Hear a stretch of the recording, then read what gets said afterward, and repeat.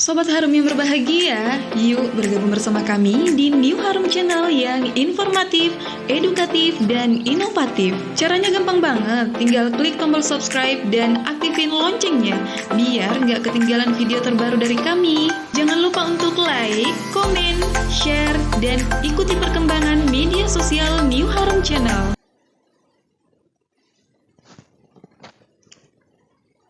Bismillahirrahmanirrahim. Assalamualaikum warahmatullahi wabarakatuh. Alhamdulillahi rabbil alamin. Al-ghaniyya 'anil syukri syakirin wal ghaniyya 'anil hamdil hamidin. Allahumma shalli wa sallim wa barik ala nabiyyikal mukhtar sayyidina Muhammadin wa ala alihi wa sahbihi ajma'in, amma ba'd. Alhamdulillah, sungguh mendalam rasa syukur kita kehadirat Allah Subhanahu wa taala. Saat ini kita bisa bertazkirah.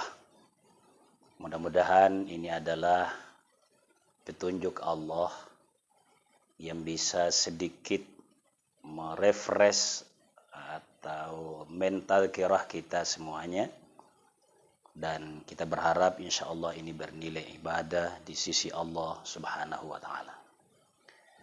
Salawat dan salam atas junjungan kita Nabi Allah Muhammad sallallahu alaihi wasallam. Kaum muslimin yang dimuliakan oleh Allah Subhanahu wa taala, kita tentu bersyukur kehadirat Allah, ditakdirkan sebagai hambanya yang menikmati kehidupan yang kita istilahkan era modern, era global, di mana kita merasa menikmati kemajuan, kecanggihan teknologi informasi. Tapi yakinlah, jangan merasa bahwa inilah puncak teknologi. Zaman-zaman ke depan seiring berjalannya waktu, itu akan ada hal-hal yang jauh lebih canggih. Saya hanya berkata hari ini canggih sebab 10-20 tahun yang lalu merasa belum ada seperti ini, tapi dikaruniai oleh Allah usia sampai hari ini, era kekinian, sehingga merasa ini canggih, luar biasa.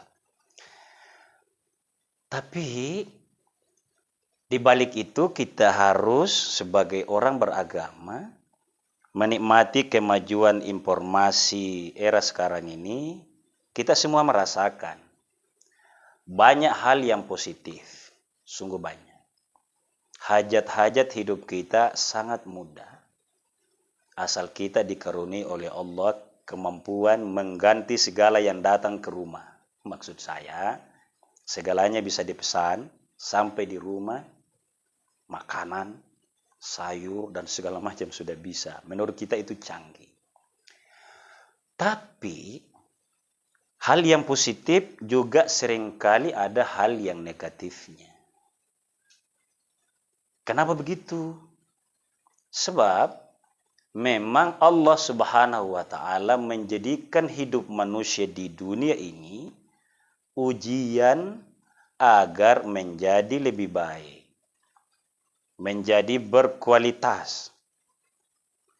Ada beberapa ayat dalam Al-Quran, ahasiban nasu ayyutraku ayyaqulu amanna wahum la yuftanun. Apakah manusia itu mengira bahwa dia akan hidup, enjoy, merasa imannya sudah stabil, begitu, tanpa diuji? Sehingga ayat ini menegaskan bahwa harus diuji. Nah, saya kembali ke tema yang saya mau angkat tentang tabayun, urgensi tabayun di era kemajuan informasi ini. Ada positifnya, tapi harus kita sudah tahu ada negatifnya. Saat ini kita sudah rasakan betapa kita banyak diganggu dengan informasi-informasi yang sangat negatif. Kita bilang hoax. Saya sendiri baru saja mengeluarkan 2 orang dari grup-grup WA itu karena dihacker. Minta pulsa terus. Itu kan negatif. Sepakat kita ini negatif, tapi itulah adanya di balik kemajuan itu ternyata tidak semuanya positif. Untuk itu, saya mau persempit tazkirah kita pada kesempatan ini mengenai urgensi tabayyun. Apa itu? Kalau dalam Al-Quran, tabayyun itu adalah sikap seseorang yang harus melekat pada dirinya, menjadi modal bagi dia agar hidupnya positif. Saya harus tegas, ini agak kencang berkata positif, karena sikap tabayyun menjadikan seseorang itu punya jeda. Jadi dia dengar informasi yang mengasyikkan, yang memudahkan, dalam kepalanya itu sederhana saja itu. Tidak canggih-canggih amat. Karena dia punya modal yang lebih kuat kepada Allah bahwa ini bisa kami saring, bisa kami nikmati kalau yang baik, tapi bisa kami saring kalau yang tidak baik. Itulah mukmin. Karena sikap mukmin begini. Alladzina yastami'una al-qaula fayattabi'una ahsana. Jadi mukmin itu, mukmin sejati maksudnya siapapun di antara kita, apa cirinya? Cirinya di sini. Alladzina yastami'una al-qaula, kalau dia mendengarkan ucapan, boleh retorikanya bagus, boleh canggih alat yang dia pakai, tetapi kalau dia mukmin, dia akan berkata, dia akan bersikap, fayattabi'una ahsana. Dirinya boleh ditimbuni informasi yang canggih itu, apalagi yang namanya promosi, boleh, tak bisa dilarang itu. Hanya yang boleh adalah kalau dia mukmin, maka dia hanya akan mengikuti yang ahsana. Bukan baik, bukan. Tapi hanya yang terbaik. Karena maksudnya boleh jadi banyak informasi yang datang, tapi yang dia ikuti hanya yang terbaik. Nah, urgensi tabayyun di sini adanya. Pada saat Allah Subhanahu wa taala menegaskan, A'udzubillahi minasyaitonir rajim. Ya ayyuhalladzina amanu, hai orang-orang yang beriman. Saya letterlet saja ini. Saya lebih senang karena alhamdulillah pernah sedikit singgah di pesantren. Bukan santri tulen, sehingga jadi kiai. Saya letterlet ini. Hai orang-orang yang beriman, in ja'akum fasiqun binaba'in. Apabila datang kepada kalian fasik, orang fasik. Binaba'in membawa berita. Jadi binaba'in dengan berita. Fatabayyanu, maka sikapi informasi yang dia bawa itu dengan tabayyun. Apa itu tabayyun ya? Dari kata bayyana yubayyinu tabyinan. Jadi dia cek and recheck. Nah, dalam ayat ini, dalam surat Al-Hujurat ini ada dua yang harus kita cek. Pertama, jangan menjadi orang, apalagi kalau kita sudah dewasa, sarjana misalnya, apalagi di atasnya sarjana, tidak menerapkan ini. Apa itu? Cek siapa yang membawa informasi itu.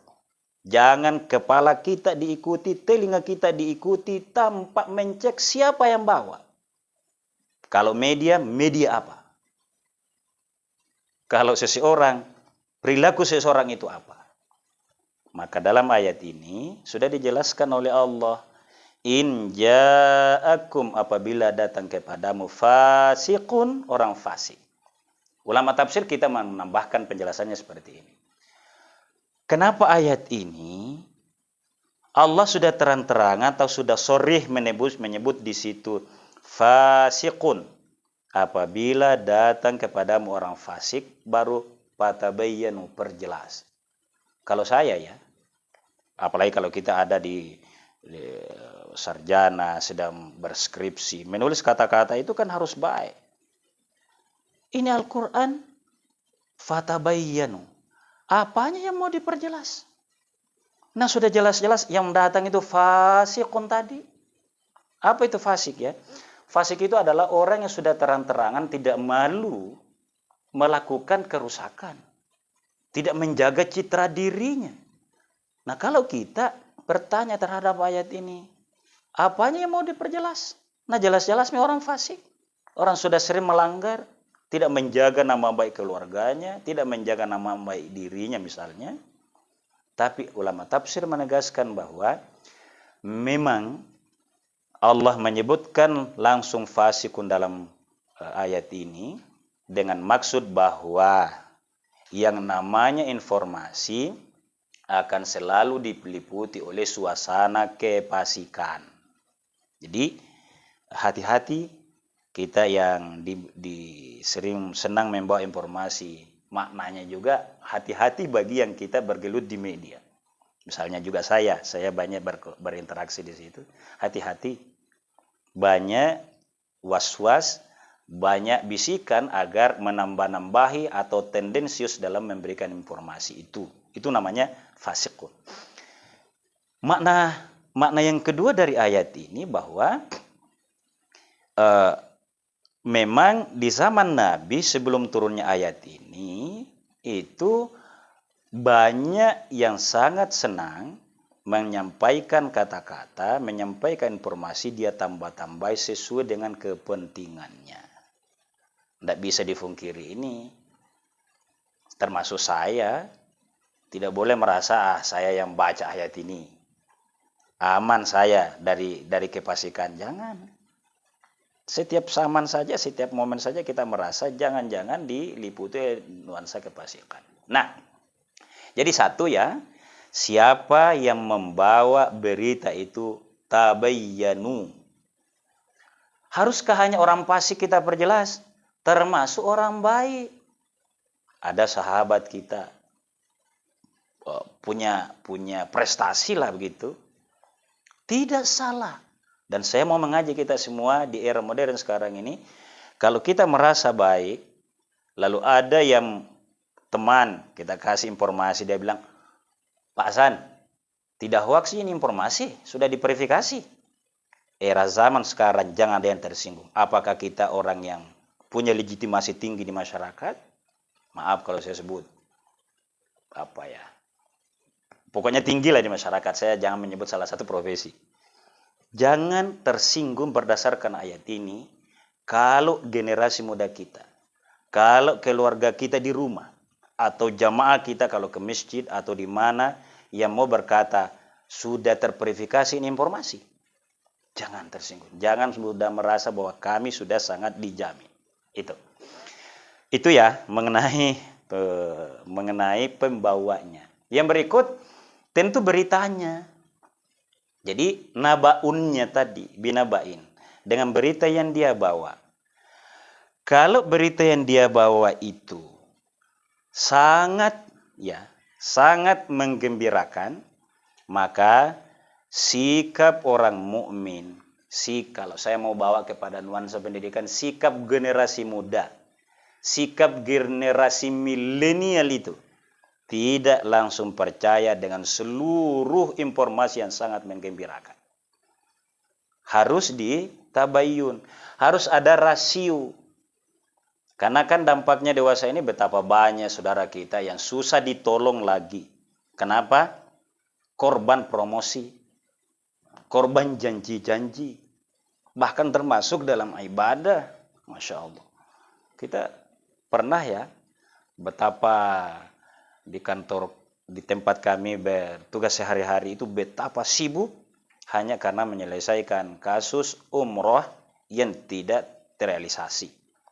Janjinya luar biasa, ibadah lagi. Umat Islam berkata tidak mungkin dipermainkan kalau ibadah. Masa sih ada orang yang tega? Tega aja itu orang kalau itu. Kira-kira begitu pemirsa sekalian, sehingga berita yang dibawa jangan kita kehilangan modal utama, rasio. Sehingga kita harus malu bahwa afala taqilun. Apakah kita berakal?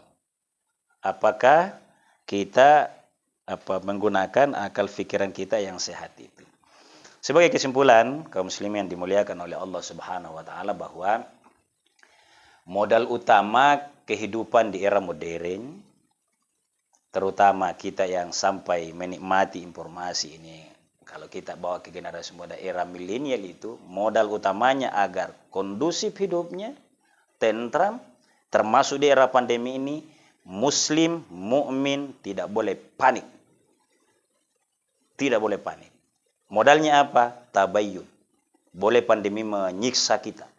Boleh kita kadangkala tidak menentu.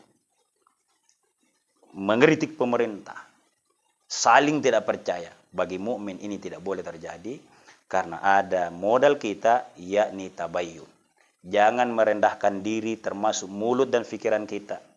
Membiasakan menghina-hina orang. Apalagi menghina pemerintah kita kalau ada kebijakan sebelum tabayyun. Kalau ada berita yang dibawa oleh media apapun itu, tabayyun dulu. Pemerintah era sekarang ini sangat terbuka untuk kita kasih informasi dan sering dibuka dialog bagi yang mau menyampaikan, tapi secara berintegritas, secara baik. Kiranya inilah dulu yang bisa saya sampaikan. Mudah-mudahan ada manfaatnya. Hadanallahu wa iyyakum ajma'in. Minallahil musta'an wa alaihi tiklan. Wassalamualaikum warahmatullahi wabarakatuh.